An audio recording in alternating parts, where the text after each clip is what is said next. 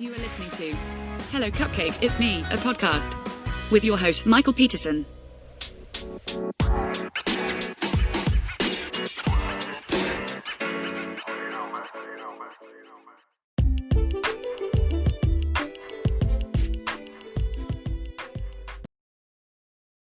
Hey everyone, Michael here with Hello Cupcake, It's Me, a podcast, and today is April 24th, 2025, and isn't it a fan-freaking-tastic time to be alive?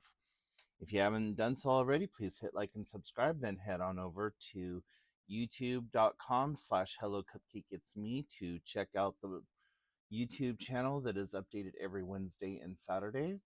And make sure that you give the blog some love by going over to www.hellocupcakeitsme.com, and then make sure that you follow me on all the different socials. I'm on Instagram, Facebook, Twitter, or X, whatever you want to call it, Blue Sky, Red Note, Instagram. I'm on all the places. Just look for me. And if you would like to get information about my book, you can check that out at www.cdsthebook.com. So, how the hell is everyone doing? How was your holiday? If you celebrate Easter or Orostra or Passover, whatever you happen to celebrate, how was it? If you don't celebrate anything, just how the hell was your weekend? My weekend has been full of depression and anger and bitterness and just a general bad time to be had.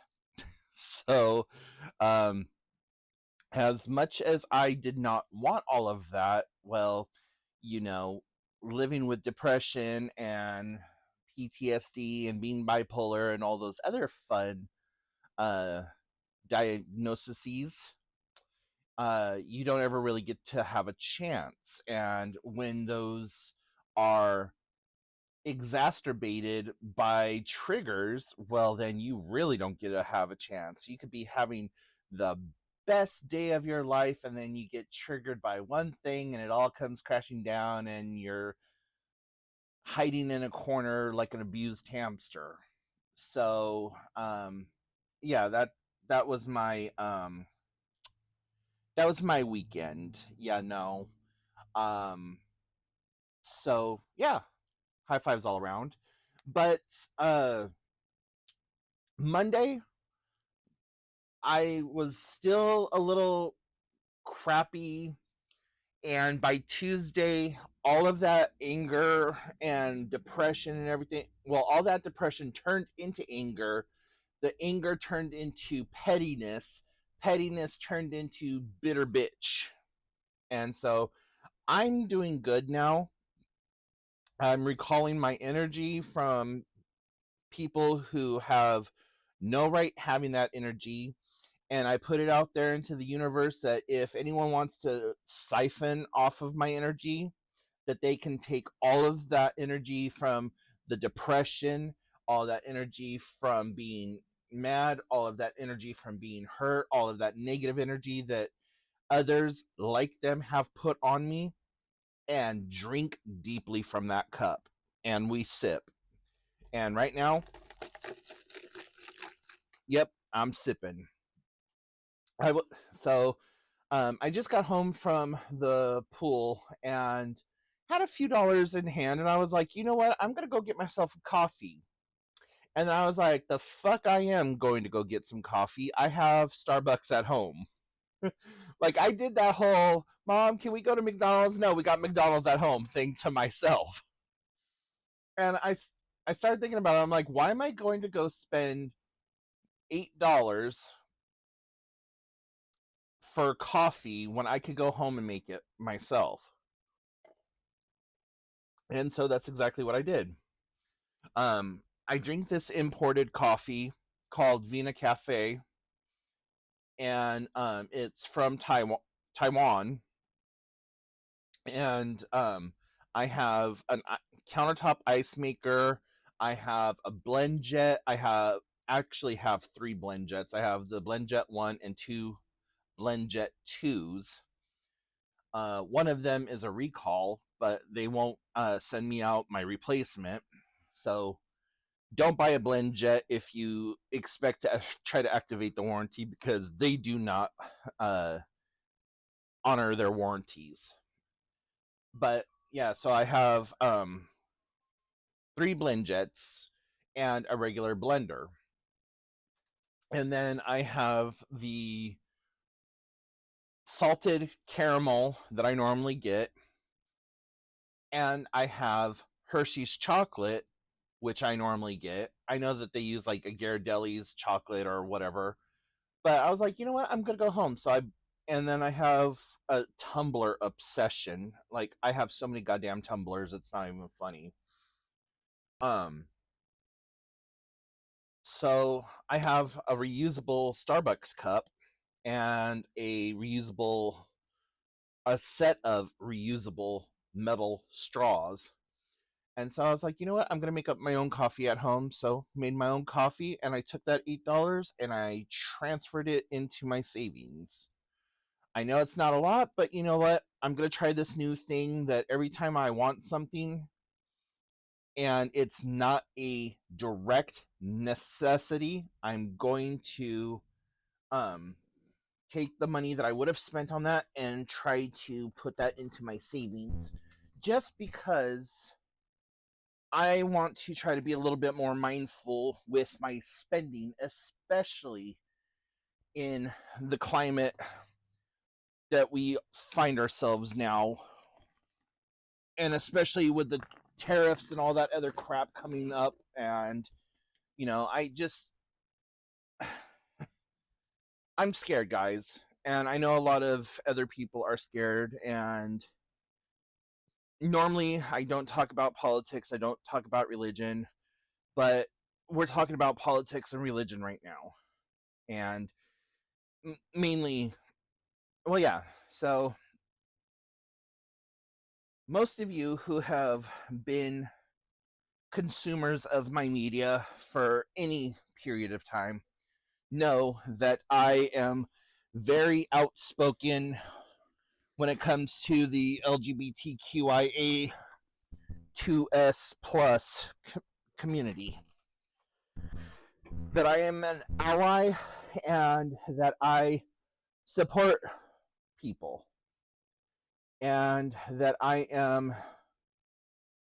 like one of those, I'm an advocate. I'm an advocate for self-advocacy.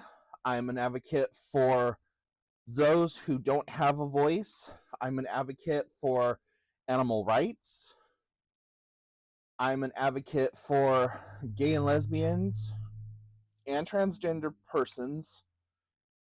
And I'm an advocate for women's reproductive health rights. I'm an advocate for women's rights in general. I'm a little bit on the fence with illegal immigration, but I respect them and their decision to pack up and leave their country to seek asylum in our country. And that's as far as I'm going to go into that. I don't care how they get here. I don't care if they come here legally or if they come here illegally. Just, if you come here, do your best to live a good life and don't fuck it up for everyone else. I'm second generation American on my dad's side, and second or third. Let's see, my grandma, my dad, me. So yeah, I'm third generation on my father's side, and I want to say fourth generation on my biological mom's side, but her father is indigenous Native American. So however you want to divide that up. Anyways, I've always claimed the Native American side of my heritage anyways. But yeah, there's just so much going on, and every single day you wake up and you are just bombarded with all of the different changes and the rules and the laws and the this and the that, and it's like, this is not the America that my ancestors fought for. This is not the America that once held the American dream. And now that we have these deportation centers in like El Salvador, and we reopened Guantanamo Bay and all this other stuff, and you're hearing these horrific stories of people being ripped out of their homes and taken to these well, I'm going to say the quiet part out loud. They're internment camps. It is 100% the blueprint of what Hitler did in the 1930s when he started rounding up Jews and everything else. And I'm sorry, Robert Kennedy, he has absolutely no business being anywhere in politics. Elon Musk, same thing. Like, we got to figure shit out. Was Joe Biden good? No, but at least he stepped down when he had no more ability to coherently lead the country. Kamala would have been a vast improvement over the last 16-20 years. There was a lot that I loved about Obama. There was a lot that I loved about Bush. But I want to see what a woman can do when she has the ability to be in charge. So, as long as I am still free and able, I am going to advocate for the underrepresented populations.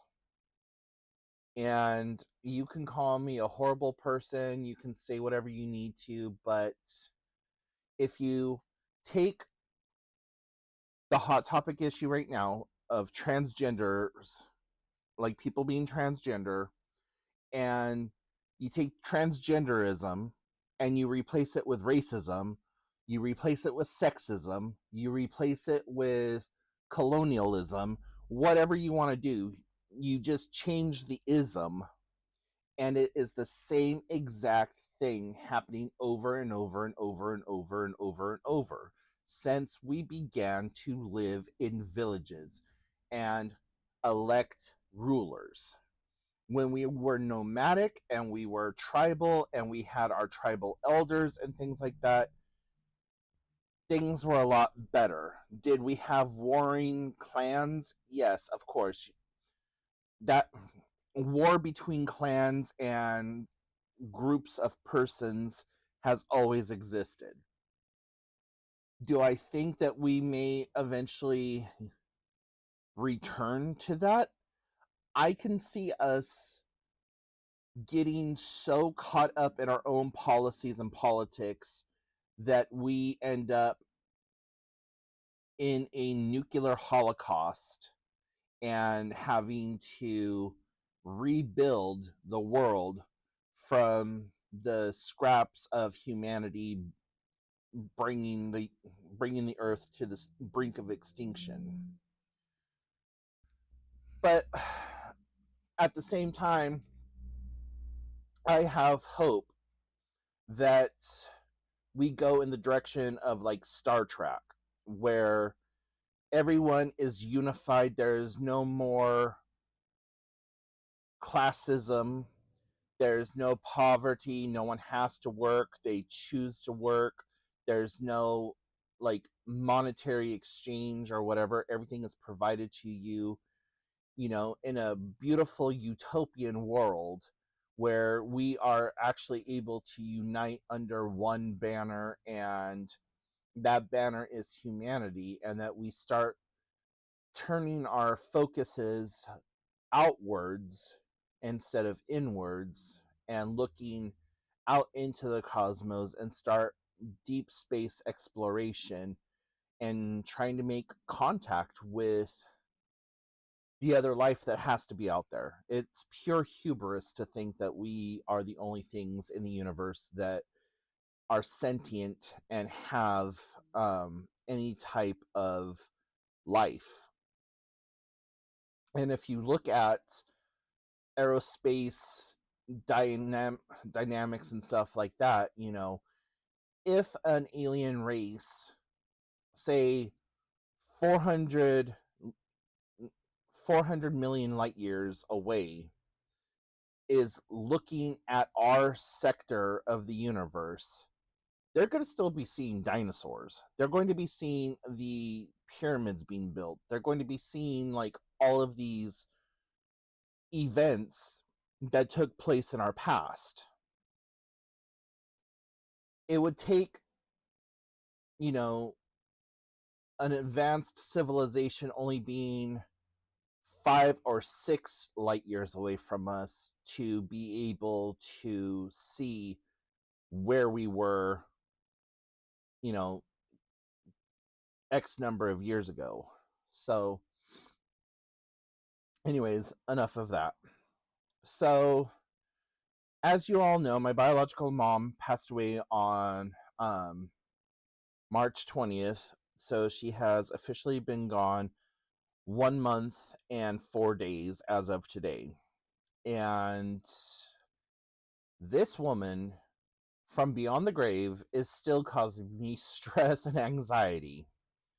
So I was under the impression that everything to do with her apartment and her like living was taken care of by one person.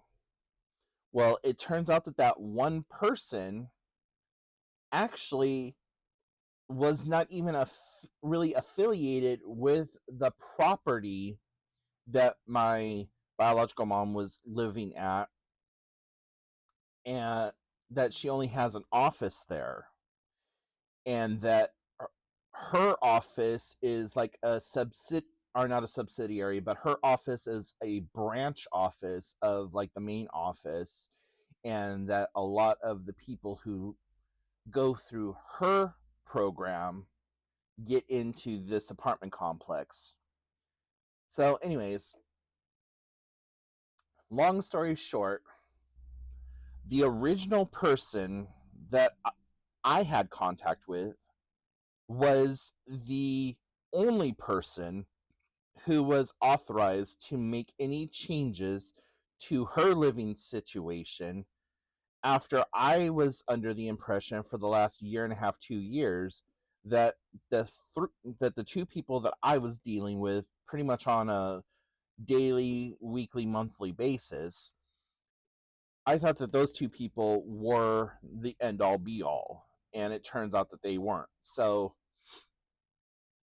her apartment has been sitting vacant with all of her stuff in it for the last month and 4 days now. So I had to give authorization to this main guy who I was originally working with to get her into the apartment she's in now. And I was like, okay, so this person and this person are authorized. Authorize me and my sister, just in case we have to come down for whatever freaking reason. Put us on there.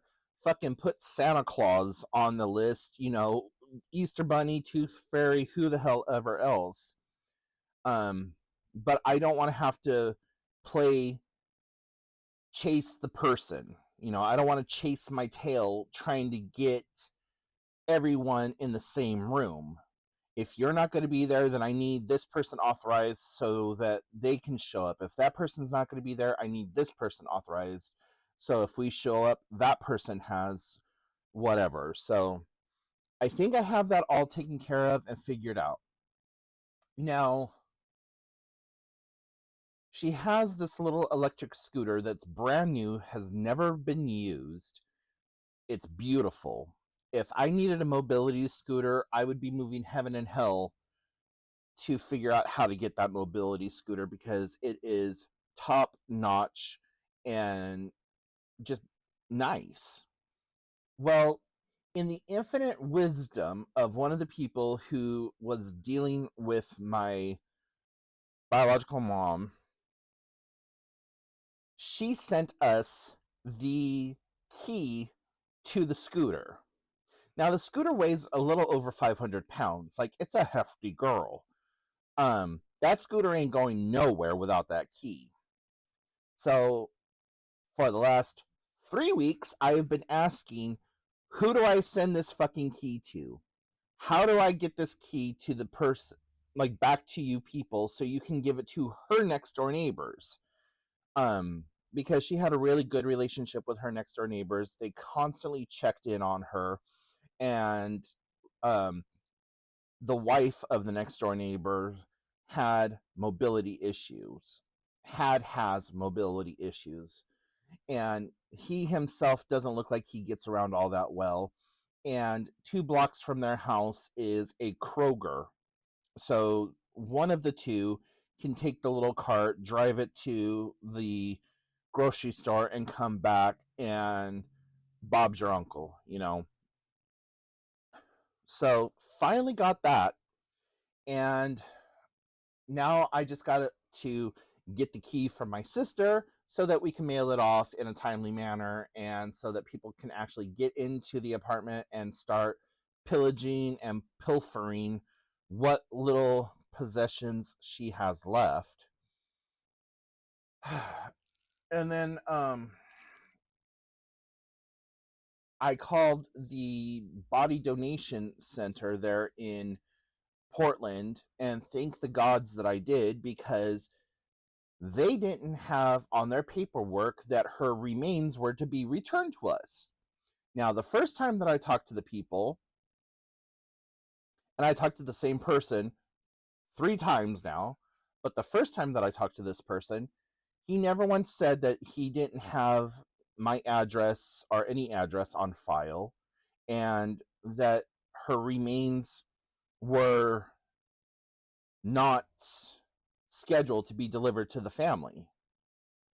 And I'm like, no, we want her remains, and we would, we're trying to figure out what the next step is, and like about how long it's going to be, because we need to be able to hold a service and close out our,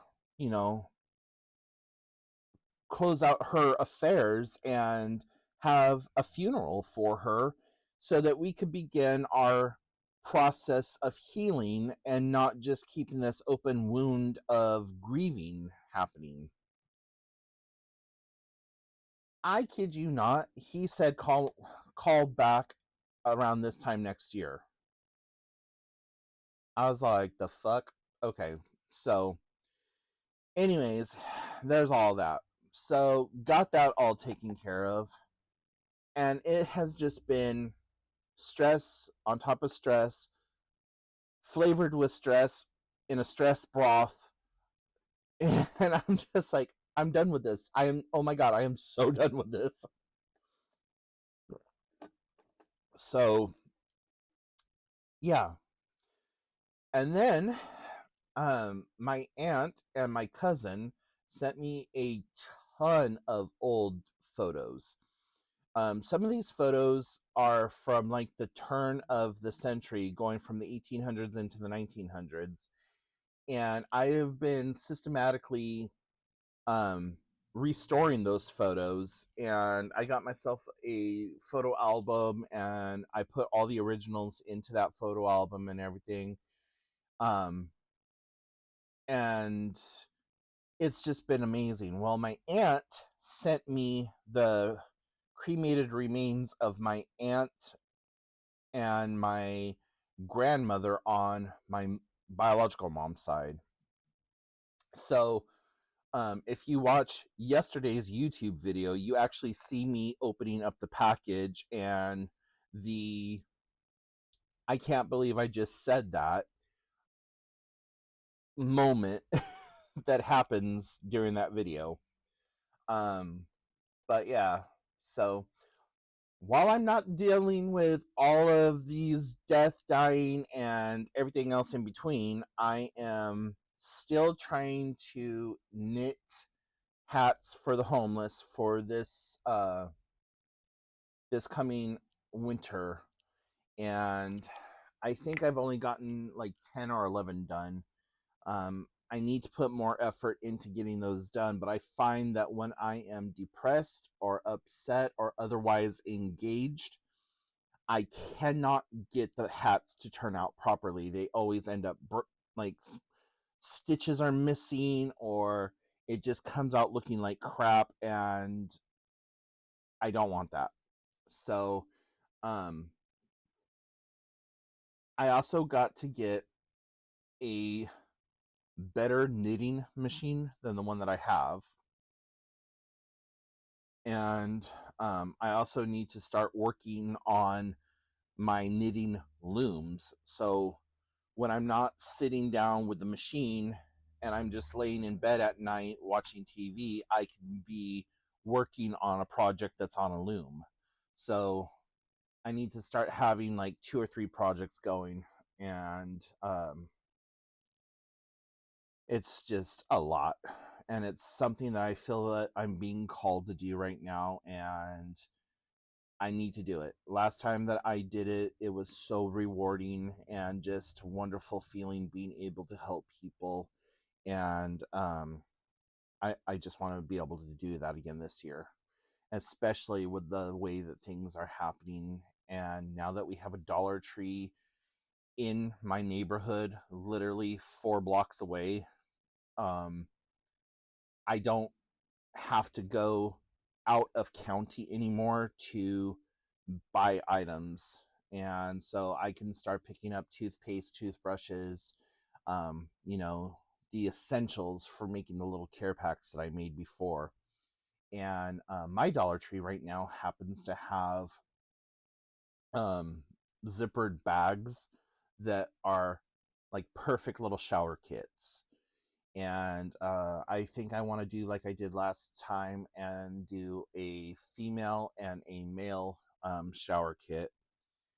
I don't know that I'm going to include needles this time like I did last time, along with the clean needle exchange information, but I do definitely want to add hand sanitizer to it, because hand sanitizer works in multiple different ways. You can use it for actual hand sanitation, and it also works as a fire starter. So they can start their campfires or whatever they need to do.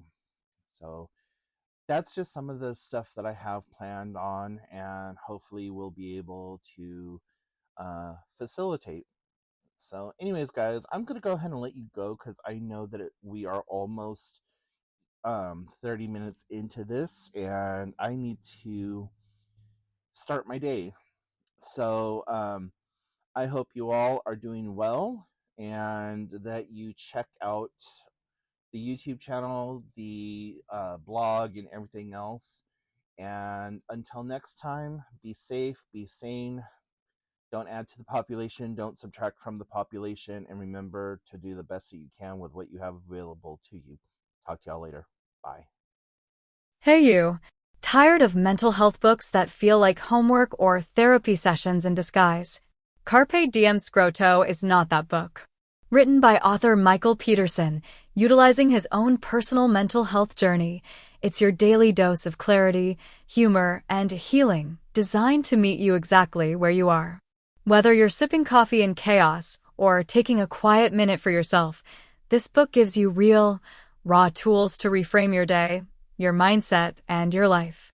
Unlike anything else on the market, Carpe Diem Scro-To blends personal storytelling, practical mental health strategies, and a keep-it-real attitude that makes self-work feel like self-empowerment.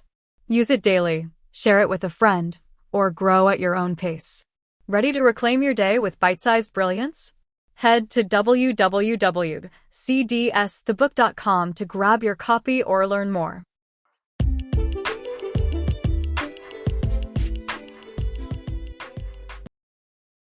Thank you so much for tuning in. You have been listening to Hello Cupcake, It's Me, a podcast with your host, Michael Peterson. Please make sure to check back often as new episodes are released bi-weekly. If you have any questions, comments, or concerns, please feel free to send a message to hellocupcakeitsme@gmail.com. And until next time, stay happy, safe, and keep doing the best you can with what you have been given.